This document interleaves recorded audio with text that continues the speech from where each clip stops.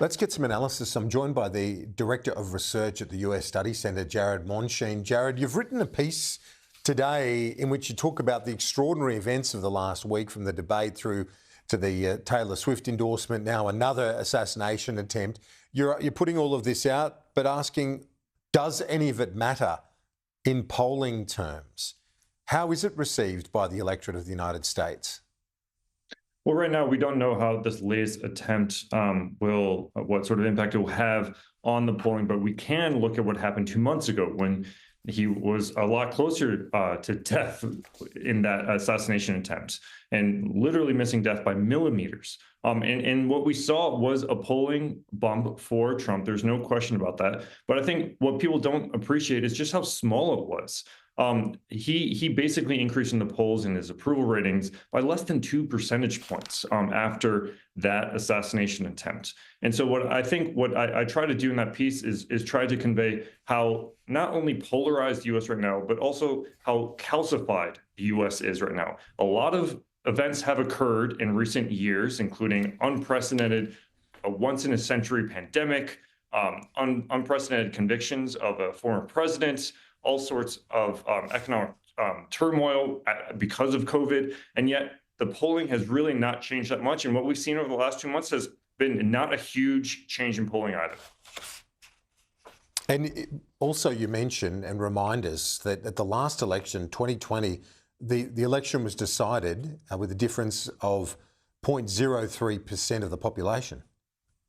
Yes, that's 0.03%. So 45,000 votes decided the 2020 election. That's not because Joe Biden didn't have more votes than Donald Trump. He had millions more votes, but it's because of the Electoral College. So those 45,000 votes spread across 3 states decided the Electoral College. Now, 4 years earlier, it was about 75,000 votes spread across 3 states that decided the election for Donald Trump. So even though in both instances, 2016 and 2020, the Democrats their candidate won millions more voters, the Electoral College meant that the margins for the election were very slim. Now, looking at 2024, the margins look to be even slimmer. So at this point, as much as Harris might be ahead by 1 or 2 percentage points, depending on which poll you're looking at, it really is closer than ever at this point.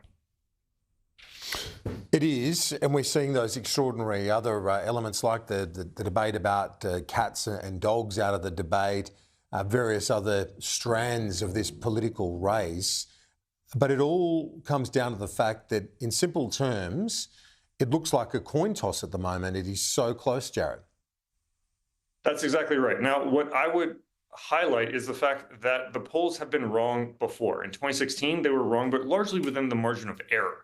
And so when Donald Trump won that election, it wasn't that the polls got it tremendously wrong, it's that they got it a little bit wrong, just wrong enough for Donald Trump to win the Electoral College and the presidency. In 2020, the polling errors were oftentimes outside the margin of error. It was even more wrong than they were in 2016. But Joe Biden's lead in the polls meant that even though it looked like he would win states by 9, he instead won them by 1 or 2.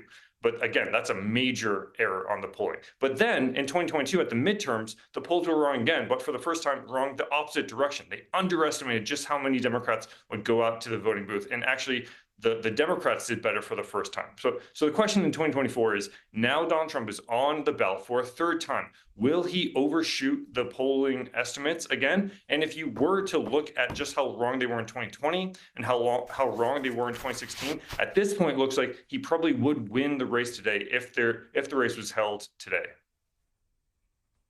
Jared Mondschein from the US Study Centre, great to get your insights as always. Thanks.